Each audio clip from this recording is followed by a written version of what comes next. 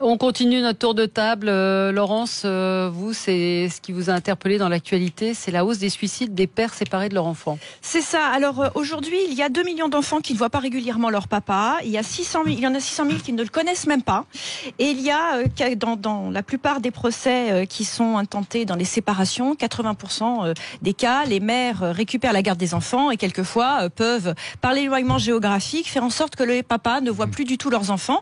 Ce qui n'est pas qu'un problème de papa, mais aussi un problème d'enfant, puisqu'un enfant, pour pouvoir être élevé convenablement, pour pouvoir se construire convenablement, il doit aussi connaître ses deux origines. Et en l'occurrence, donc, tous les ans, on a 1300 pères qui se suicident dans l'indifférence collective.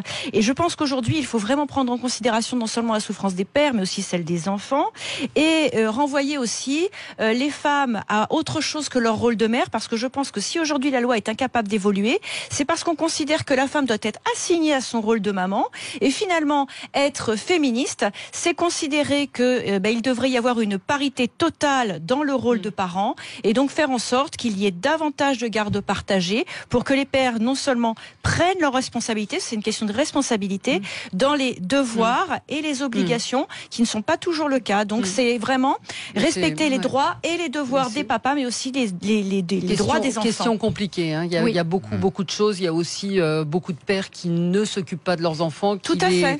Et c'est pour ça, créer ce devoir, c'est obliger aussi les pères à se mettre face à leurs responsabilités de père. Et je pense que là-dedans, on doit aussi créer très rapidement, parce que c'est vraiment un problème sanitaire là, créer le délit d'entrave parentale, parce qu'il n'est pas normal qu'une femme puisse décider de partir vivre à 850 km de son ex-mari, ôter toute possibilité à cet ex-mari de voir ses enfants, et donc enlever à ses enfants la figure d'un père. Moi je trouve que le combat féministe il est plutôt sur les pensions alimentaires non payées. Je pense qu'on ne doit pas déconnecter les deux, parce que les deux sont souvent liés. Je partage totalement, parce que d'abord je l'ai vécu moi-même, et mon fils aîné, et dans ce cas-là, son ex-femme est partie vivre aux Pays-Bas.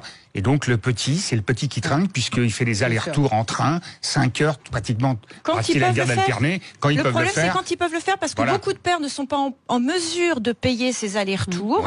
Et du coup, ils ne voient leurs enfants que quand ils ont économisé suffisamment pour payer les billets, parce que les mères se refusent à contribuer à ces allers-retours. Donc, je ne dis pas que c'est la majorité des mères, mais il y a de plus en plus de mères qui utilisent la loi de cette façon-là, puisque la loi finit par valider la nouvelle adresse de la maman, même si elle part sans le consentement du papa. Absolument. Donc tout ça doit être réfléchi différemment, et je pense qu'un certain nombre de pensions alimentaires seraient certainement versées de façon plus aisée si on prenait en considération ce problème-là. Donc je pense que les deux ne doivent pas être déconnectés, et on ne doit pas opposer les deux. Il y a des mauvais pères, il y a des mauvaises mères, et on doit être capable de dire les deux choses. C'est pas les enfants qui doivent trinquer. Il est vrai que les mères ont parfois un sentiment de toute puissance qui leur permet de penser que, après tout, le père dont elles sont séparées ou divorcées, et quels que soient les contentieux qui peuvent y avoir entre eux, après tout, ce père-là, on peut le mettre de côté et faire une vie avec les enfants sans le père. Et on a bien vu, dans le micro, et on a bien vu le nombre de moyens qu'ont utilisé les femmes pour éliminer le père de la vie familiale,